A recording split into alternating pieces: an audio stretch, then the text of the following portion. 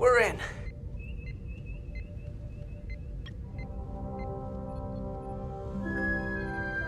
They're safe. Bringing the SIF fully online. Do it.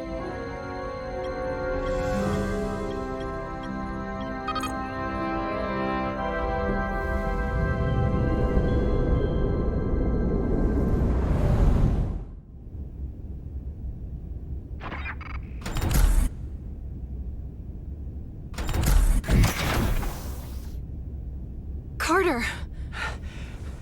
I'm okay. I'm okay. But that's a lot. Here, let me help you.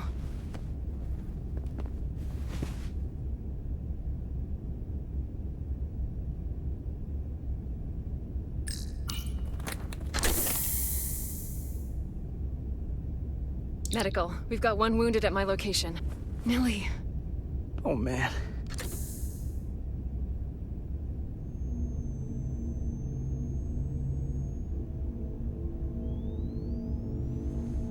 We'll see you at sickbay.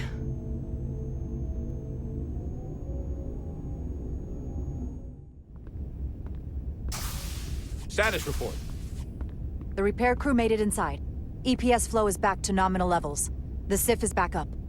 How does this affect mission readiness, Mr. Ermot? Releasing the docking clamps using hull polarity minimized damage to the Resolute. We'll have some last-minute repairs to make, but if we reapportion some of the staff, we can make our departure on time. As of now, however, we are successfully moored to the station. Good to hear. Send updates to my ready room. Commander Rydek, with me.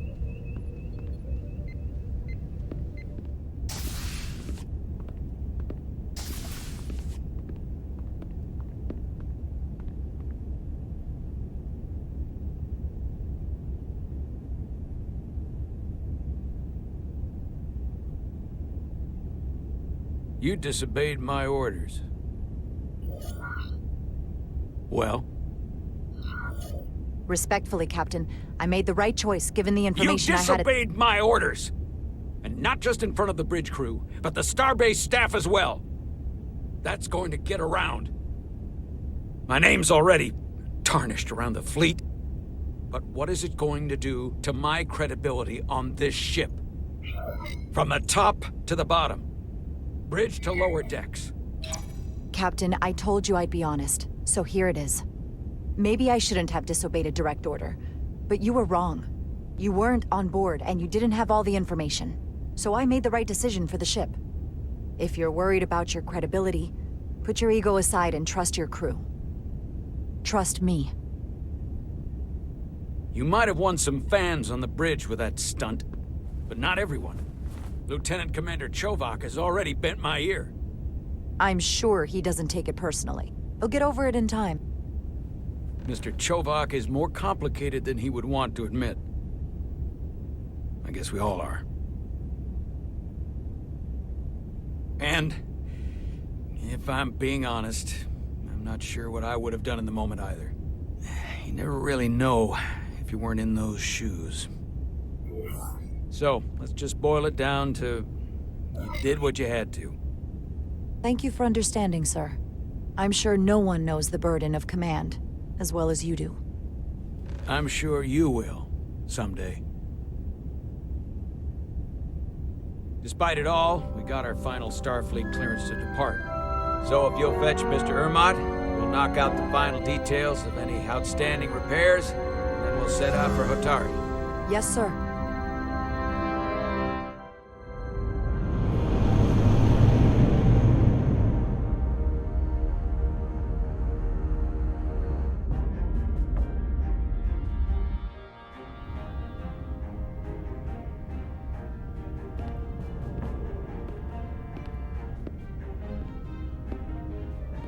All departments reporting full mission readiness.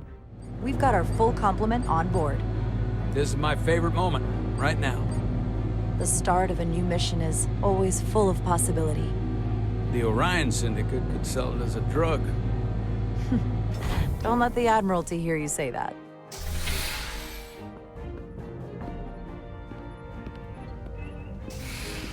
Captain on the bridge. Sit, everyone. You all know, I'm not big on speeches. We're embarking on the first mission since our refit. Let's make it a good one. Disengage docking clamps.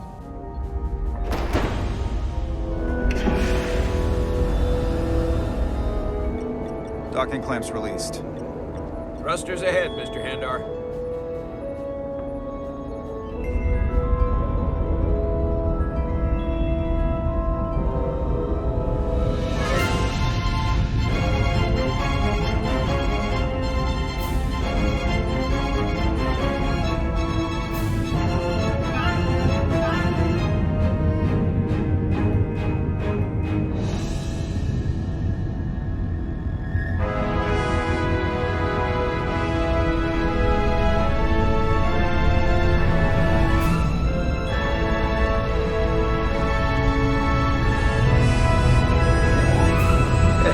Should do it. Set a course for the Hotari system. Prepare to go to Warp 8. Aye, Captain. You know what? You take this one. Me?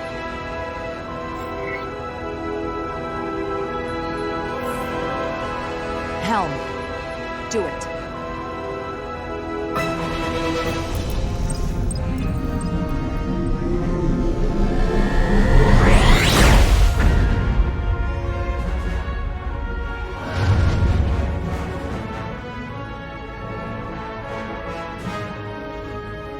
Nicely done. Easy. Thank you. I'm fine. Really, You don't look so good.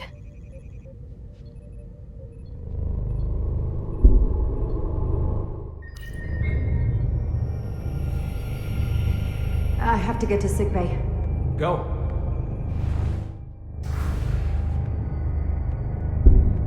Commander, help me get her inside!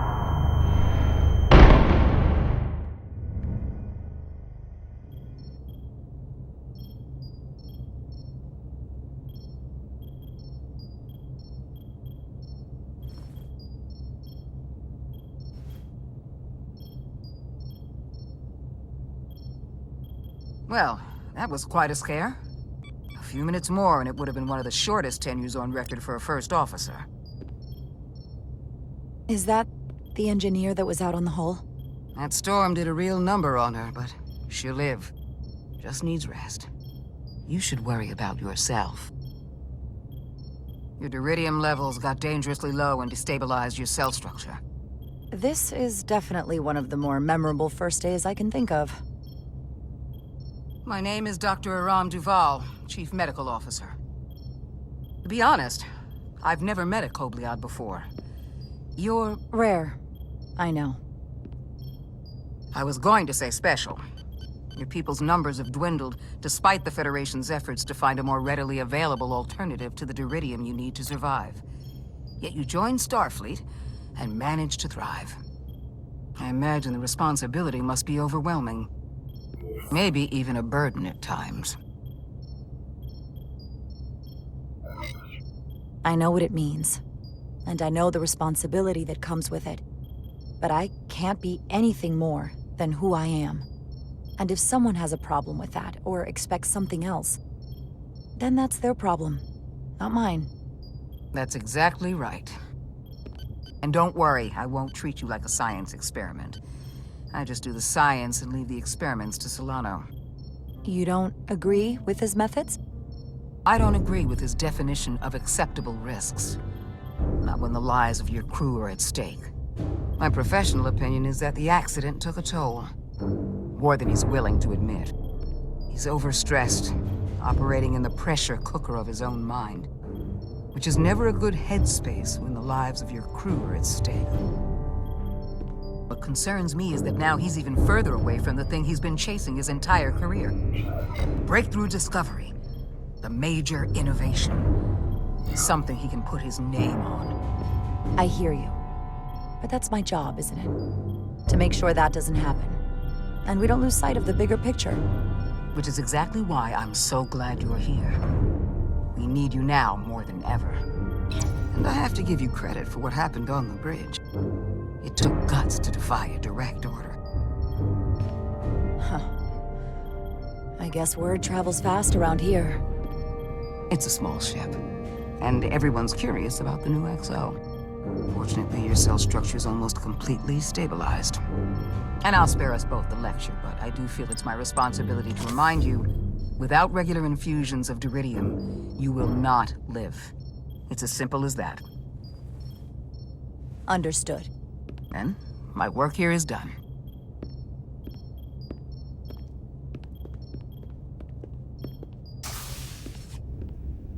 Lieutenant Bedrosian. I came to see if you were okay. We were all pretty worried on the bridge. No one knew what was happening. I'm feeling much better. Thank you. It's just part of who I am. You don't have to explain to me. I understand. I'm just glad you're okay. You trusted me earlier with the shields, and I appreciated that. I want you to know that I have your back. Thank you.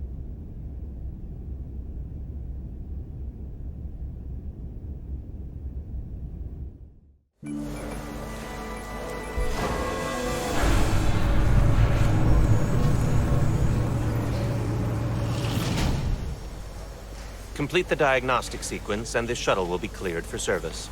Yes, sir. The storm in the Hotari region will interfere with our transporters, so we need all available shuttlecraft in working order.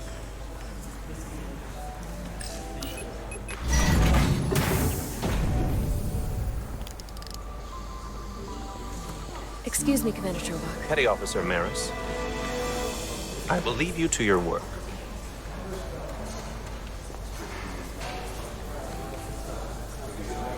I stopped by sickbay and saw Nilly. I figured you'd want to know. Did the doc get her fixed up? She's stable, but there's something about the storm's radiation that's making it hard to heal the energy burns. That doesn't sound good. She's toughing it out. Dr. Duval said she'll be back on duty soon, though. Come on. I have to run the final diagnostic.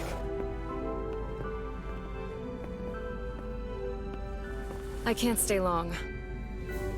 I've got a long to-do list before we get to Hotari, and things are piling on faster than I can check them off. We're making all our last-minute checks and security, too. Now, we'll just have to take things as they come. Control what we can, and roll with the punches. Next thing you're gonna tell me you're listening to Andorian jazz. No. The point is, the right time might never come. So, I'm just gonna roll with it.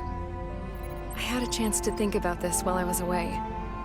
Then you and Nilly almost got killed out on the hull. And I thought it was important that I just come out and tell you.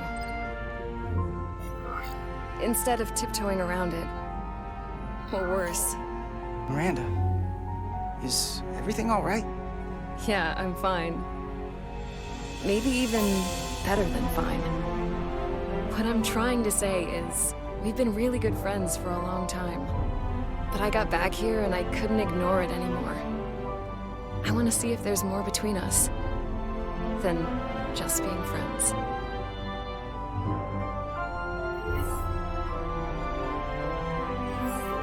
You don't have to explain it. I feel the same way. There is something between us. So, do you want to find out what that something is?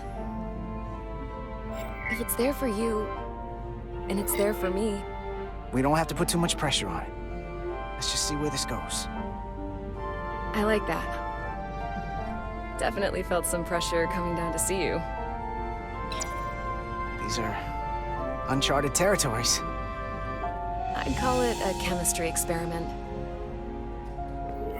You know, with us. I'm just really glad that you said something. I've seen how you operate. I couldn't wait for you to make the first move. I'm glad too. So whatever happens next is great with me. Level 1 diagnostic complete. I have to get back to that to-do list. They're probably looking for me. Can't blame them.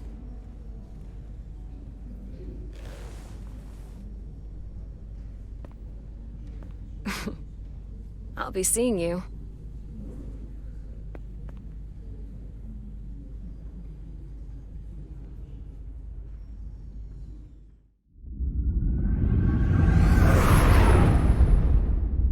Approaching the rendezvous point outside Atari space. Helm, bring us out of warp. Dropping to impulse. Ionic interference surging, Captain.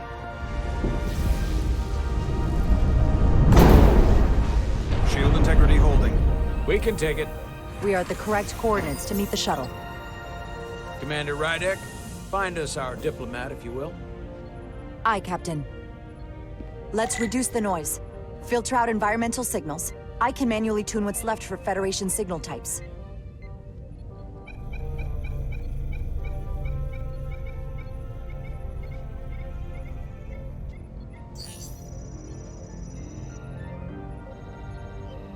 I've located the shuttle. Opening comms. On screen. Shuttle to Resolute. Shuttle to Resolute. Debris field. Lost maneuvering. Losing. I can't get it any clearer.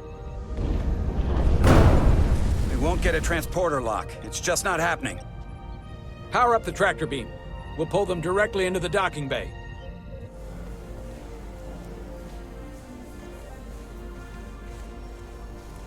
Diaz, you good to run the tractor emitter? Yes, sir. Come on, Diaz. First thing, lock onto the shuttle and stabilize the rotation.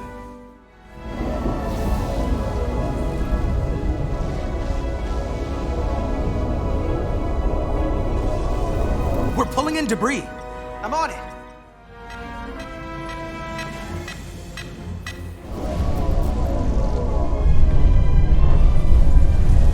That's gonna take out the shuttle. Diaz, the bridge. There's a large piece of debris headed for the shuttle. The tractor beam can't handle it. Can our shields take it? I believe so. Commander Rydek, plot an intercept course. On it. Here we go. Maneuvering thrusters bearing 53 Mark 17. 200 meters on an intercept course. Maneuvering.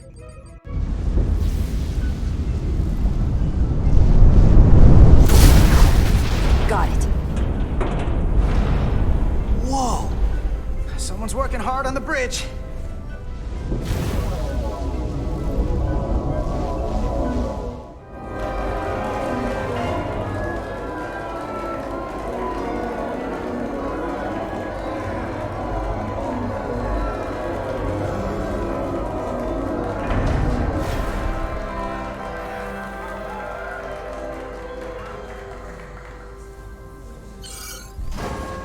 We got the shuttlecraft on board. Good job. We're on our way down to meet them.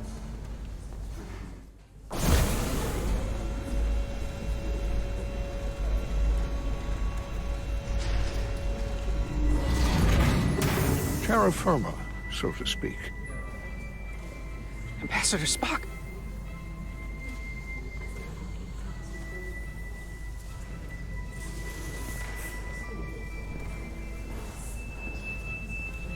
The captain will be right down to meet you, sir. In that case, I will wait for him here.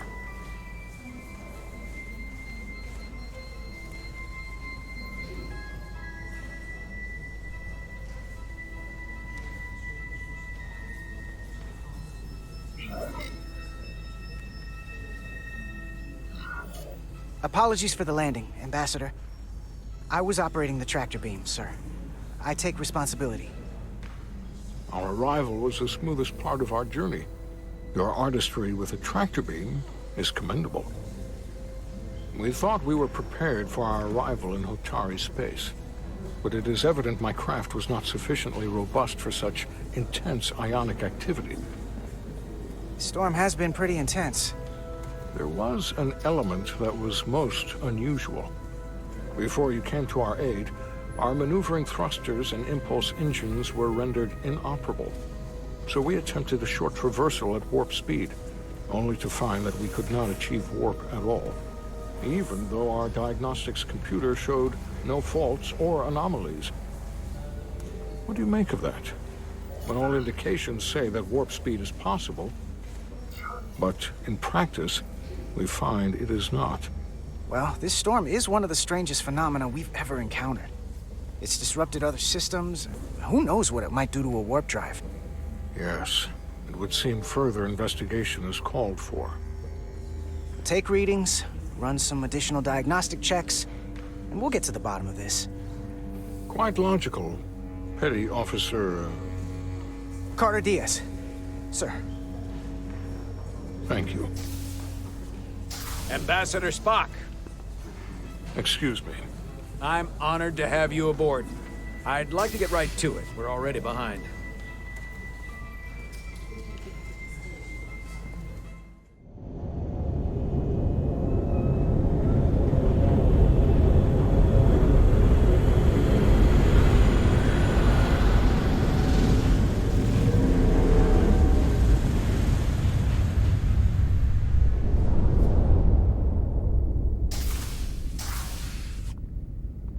Ambassador Spock, my senior staff.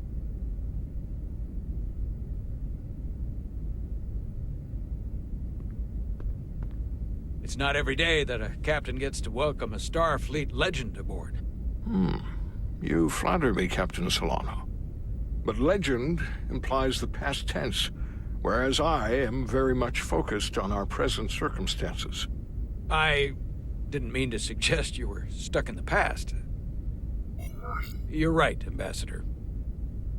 Not the most diplomatic choice of words. Your experience comes from the past. But our present situation calls for it. True enough. We were hoping you could fill us in on the details. We got the basics from Starfleet. Two formerly peaceful neighbors are now on the brink of war. Indeed, and the tension between them grows fiercer by the hour.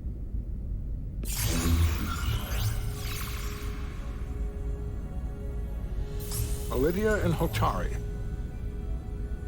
Elydians are the more advanced species. They made first contact with the Hotari over a century ago.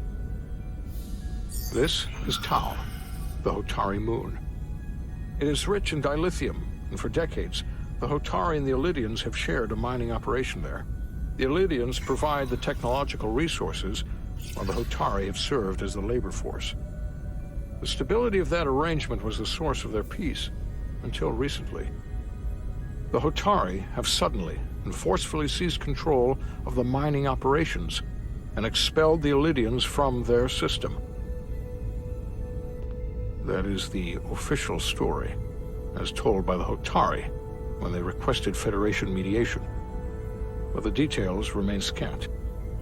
Communications between all parties have been limited by the ionic interference. Have the Elydians retaliated against the Hotari? Or taken any action against them? Surprisingly, they have not yet responded in kind. They were open to a Federation presence, but it is unlikely the relatively primitive Hotari forces would stand a chance against the Elydian fleet in open war. Left unchecked, this conflict will result in more bloodshed, which is what we are here to prevent. And the dilithium trade hangs in the balance. Clearly, the Hotari have been exploited in this relationship. Maybe we can persuade them peace is the more profitable alternative for everyone. They both profited from the mines. And for the Hotari, something is better than nothing. Peace is our objective, after all. That is correct. We can call it profitable or mutually beneficial, but at the end of the day, the Hotari are still being exploited for their own resources. True peace is not merely the absence of war. And as such, this conflict will surely come again. Neither the Elydians or the Hotari are members of the Federation, so we can't make them do anything. There is an additional complicating factor I should mention. In the past, the Federation has relied on the Elydians as a source of dilithium. That certainly changes things. The Federation sources its dilithium from a lot of places. Yeah, and this is one of them. So we've already played a part in this. Unfortunately, that is indeed the case, Commander Rydek. We're morally obligated to make this right. Hold on. Our only obligation is to negotiate the peaceful resolution of this conflict.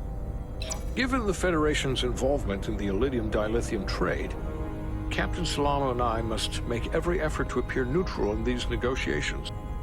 What worries me is if this whole thing unravels and we're at the mercy of the storm at less than full strength. We can't let it come to that. Considering what the ion storm has done to our ship, and the Ambassador's shuttle, we have to assume the Elydian fleet has had problems with it as well. This recent surge in the energy disturbance temporarily levels the playing field. Commander Westbrook is correct. The energy anomalies around the Hotari systems have been noted in the past. If it's keeping the two sides talking instead of shooting at each other, that actually helps us negotiate a peace. And we'll take advantage of that as long as it works in our favor. And when it doesn't? All the more reason to learn as much about it as we can while we are here. We do not want to be caught unprepared, should the energy anomaly continue to fluctuate. So I trust we understand our circumstances. We're operating on a strict timetable here, and we're going to be leaving for the negotiations shortly. Commander Westbrook, I want you to leverage our systems to investigate the anomaly from here while we're gone. Aye, Captain. Thank you all. Dismissed.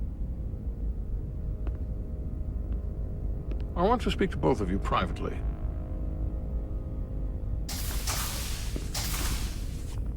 Ambassador Spock, I'd like to make a formal introduction. My first officer, Commander Jara Rydek. Commander, as you are aware, there are limits to what Captain Solano and I can do in our official capacity as representatives of the Federation. But someone in an unofficial capacity, your first officer, for example, would not be bound by those restrictions. Commander Rydek could ingratiate herself to certain parties behind the scenes, where they may be more candid in revealing information that could lead to a resolution. She certainly goes her own way. I'm honored to be included in the negotiation process. You're not just included, you are instrumental. Well, I hope Commander Rydek will have more luck finding out what really happened than we will through official diplomatic channels. The fate of the negotiations, the interests of the Federation, and the prospect for peace may very well depend on it.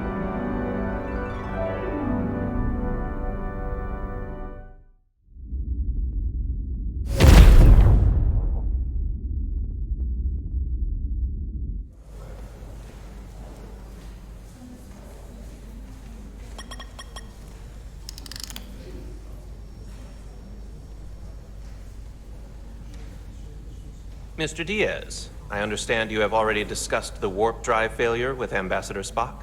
I have. It is imperative that the Ambassador's shuttle be flight ready. I need you both to ascertain the root cause of the system failures he encountered. I'm surprised, Commander. I thought you would have wanted to work on Ambassador Spock's shuttle yourself. I respect the Ambassador and his many accomplishments, but I do not derive any satisfaction from interacting with his shuttle as if it were somehow transubstantiated through its association with him. Especially when I have the entirety of this starship to concern myself with. When you look at it logically, yes, it is just a shuttle. No different than any of the others. There is plenty that is different about it, and that is what you are to investigate. But please limit your findings to observable scientific phenomena. We'll try to restrain ourselves. Then I will leave you to it. Make note of any abnormalities in your report. Carry on. One nice thing about Vulcans. Chovak is the only person who didn't look at this and treat me like I was something to pity. Doc says I should get used to it. Doesn't mean I want to be reminded of it every minute of the day. Hey, you won't get pity from me. I think it makes you look tough. As tough as you really are, that is. And that makes you sound pretty smart. I might need you to save me from myself next time, though. Come on. Let's get to the bottom of this.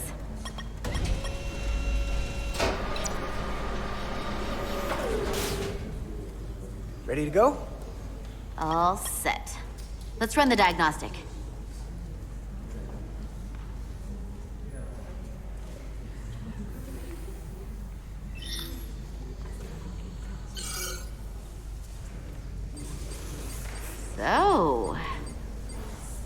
I know about your talk with Miranda. You do? She sent me a Priority 1 dispatch right after your conversation. I'm happy for you. Both of you. Thanks. But I'm only going to tell you this once. Don't screw this up. Because I would be very unhappy if you tried this out and then, I don't know, 6 weeks or 6 days later, I have to start splitting holidays between the two of you. All because things went south and you're not on speaking terms. That's not gonna happen, okay? And why are you even going there? We haven't even gone on a date yet. I just want you to know where I stand. I like my friends and I like our group. I don't want to lose that. Is that thing done yet? Yeah, it's wrapping up. Let's see. The relays along the primary EPS are blown. The backup relays are all intact.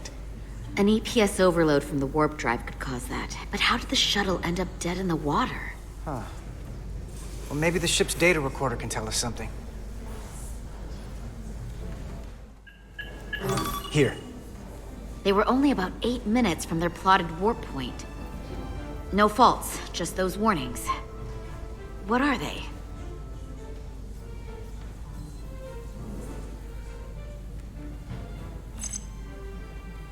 The warp field became inverted suddenly. I've seen this happen when the center warp coil cracks. A cracked warp coil throws a fault code. Still, we should take a look.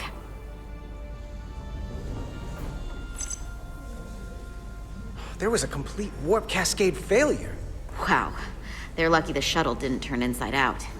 Makes me think the computer panicked on the warp field equation.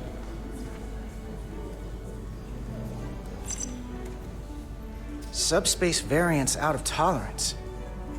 What does that mean? It means the main navigation array lost sight of space somehow. Will the array going offline cause that?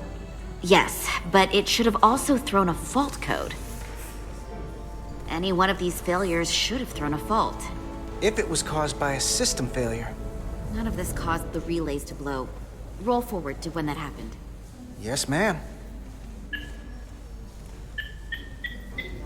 So here, they take a moment to get their bearings and they attempt to re-engage the warp drive. There. That's the relays blowing.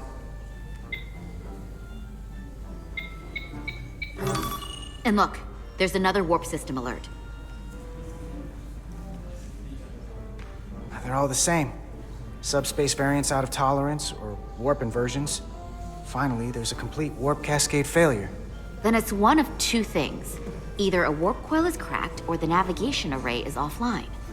That makes sense. Divide and conquer. You want to check the warp coils or the navigation array? I'll check the other. Let's not overcomplicate this. One of these systems is likely broken. I'll check the nacelles for a cracked coil.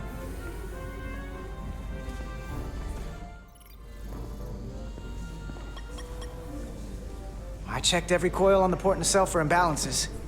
If any coil in either engine were cracked, I would have detected it. So, it must be the navigation array. Except it's not. Checked and double-checked. Well, the readings don't lie. Here comes the security detail for the way team.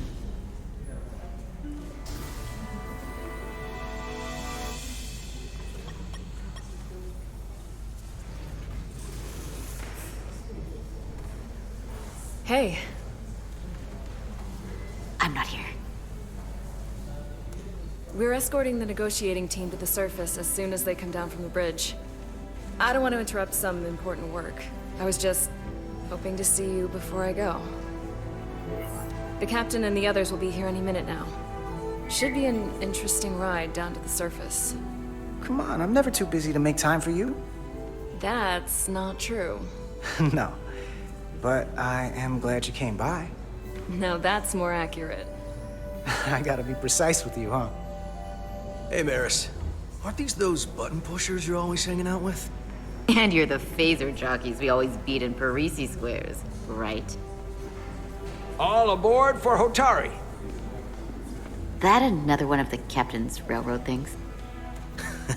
Gotta be. I just usually zone out by the time he gets to the whole, steam engines were the warp drives of their day part. Catch y'all later.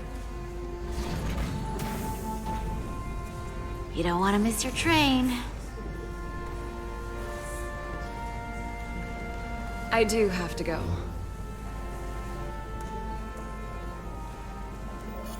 Not gonna lie, I'd rather not leave right now.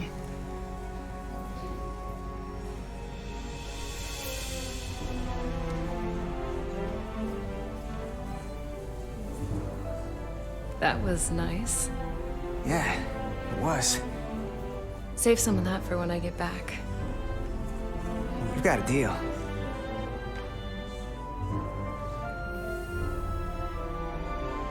Be seeing you.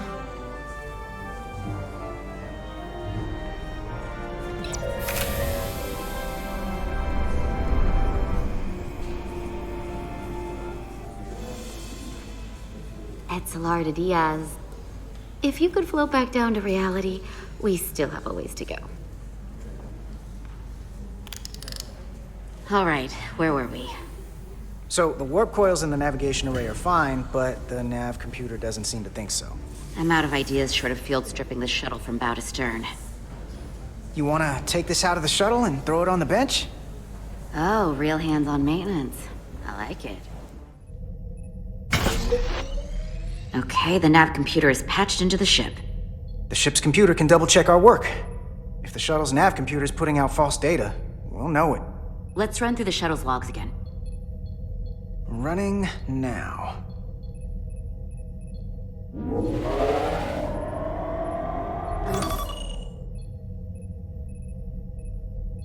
Same.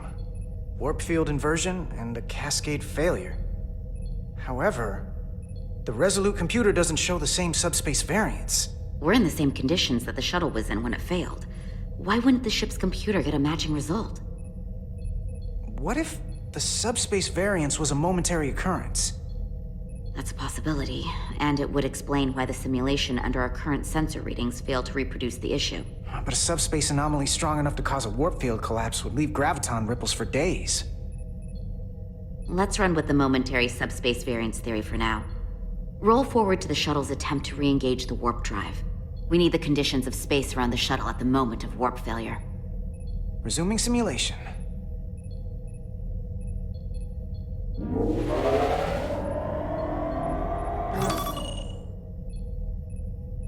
Error in warp field calculation. Cochrane formula variables are out of range. That right there. Take the shuttle sensor data from that moment. Computer, why did the warp field calculation fail? Warp field pressure returned non-orthogonal. Results are undefined. That doesn't help. Wait, what if we use a different ship? Put the Resolute into the simulation instead of the shuttle. Yeah, it should warp just fine. Unless... Computer, run the simulation with the Resolute. Resolute simulated. Computer, give me manual control on the warp power. Static field intensity, warp 1.1. 1.2. 3. Warp pressure is destabilizing. Error in warp field calculation. The warp drive has experienced a system-wide cascade failure. Warp field collapsed. Subspace variance is out of tolerance. Cochrane formula results are undefined. Bingo. What-o? The same moment when the shuttle failed to warp, so did the ship. Whatever happened to the shuttle just happened to us. The Resolute will not sustain warp. We can't leave Hotari space.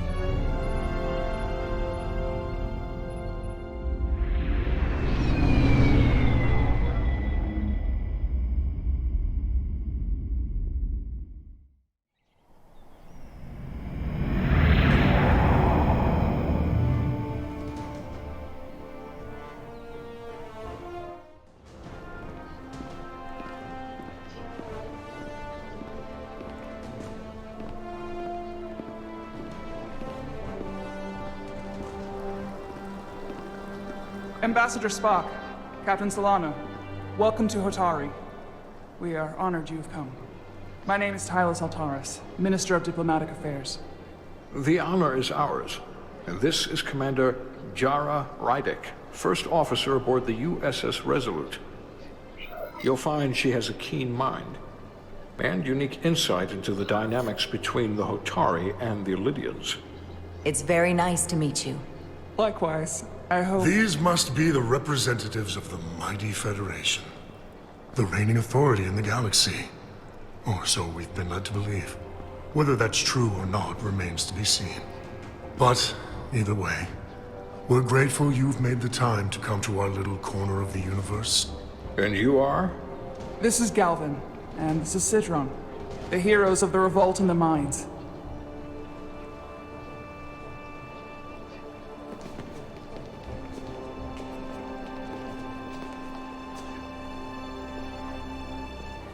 Let's hope this is the last time we ever have to come here.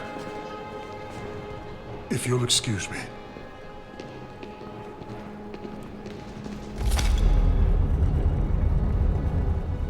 I think we're about to begin.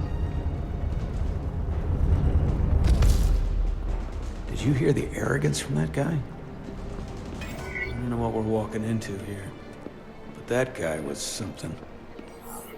He certainly seems full of himself. No missing that. You could probably see it from orbit. What a piece of work. Remember, we are here at their invitation. We must remain deferential whenever possible. Of course, but even that has its limits.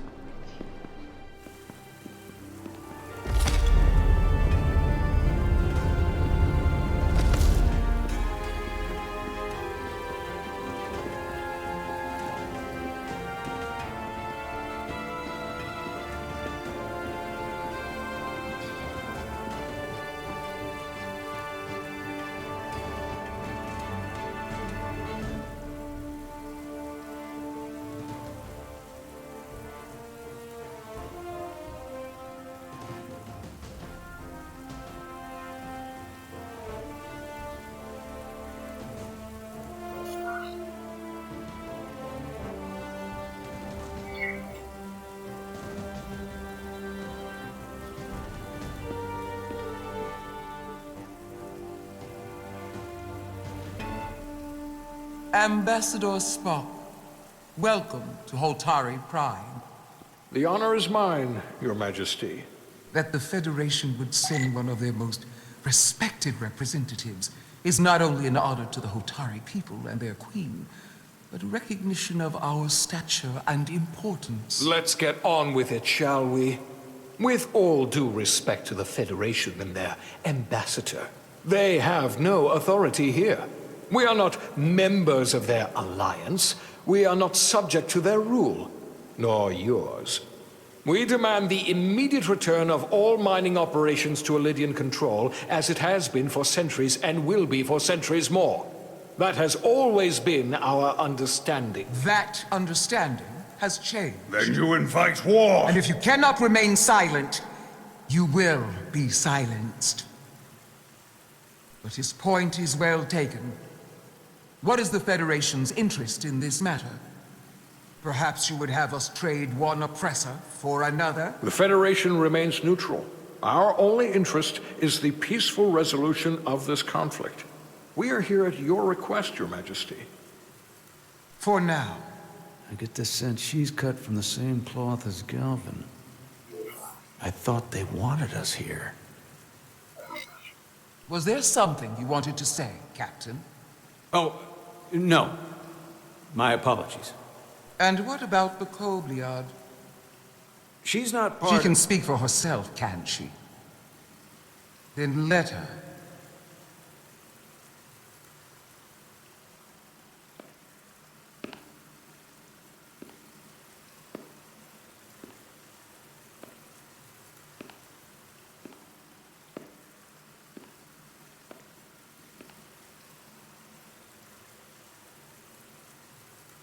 Now then, what is your name?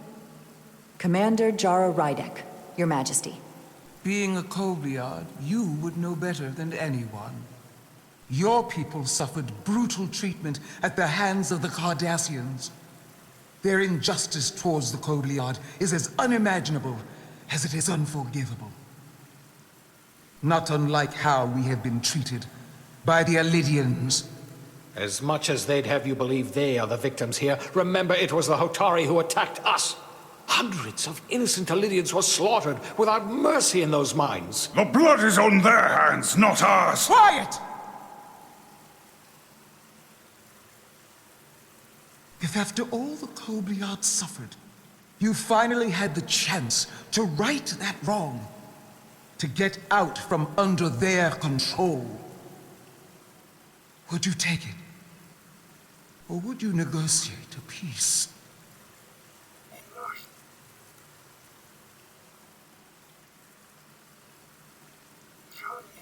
There is no remedy for what the Kobliad suffered, and I fear who we might have become in pursuit of it.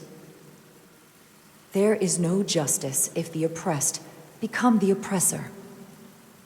So I would willingly accept a peaceful resolution if it were offered.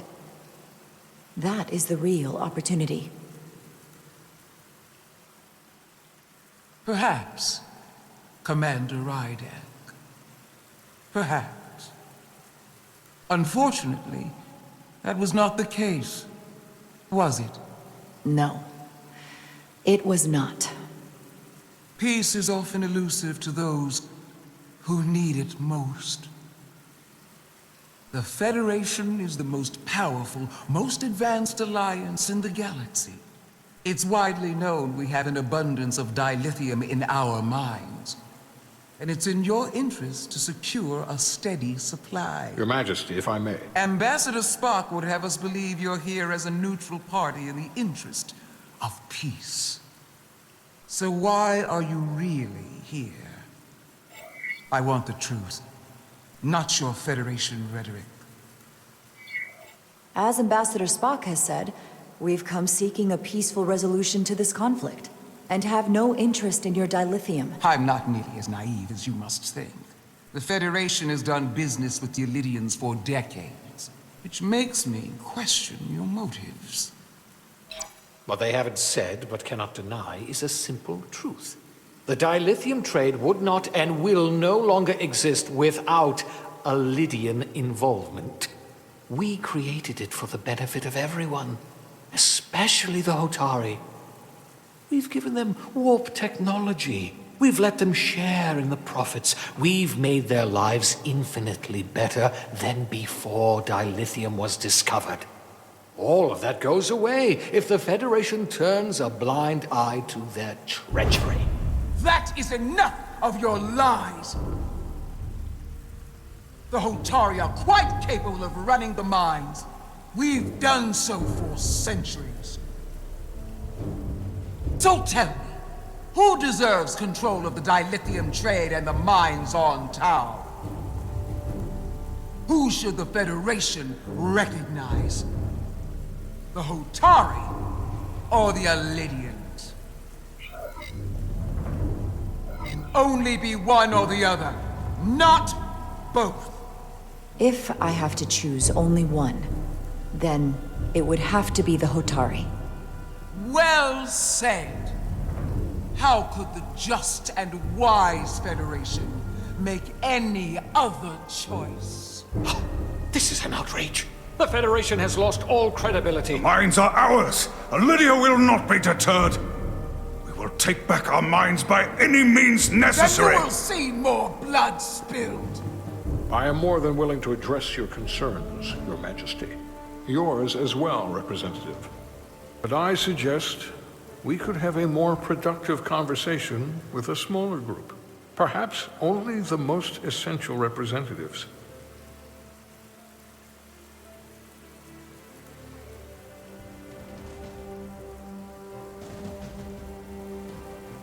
I suppose there is some sense to that.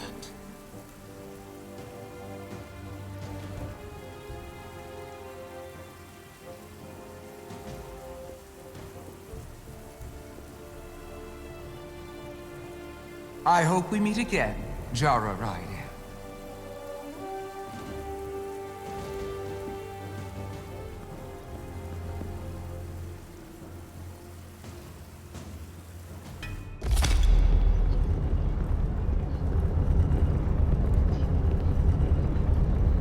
Spock and I will cover everything on the diplomatic front.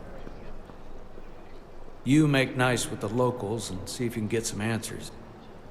We need to find out why the Hotari are so willing to risk war. What happened in those mines?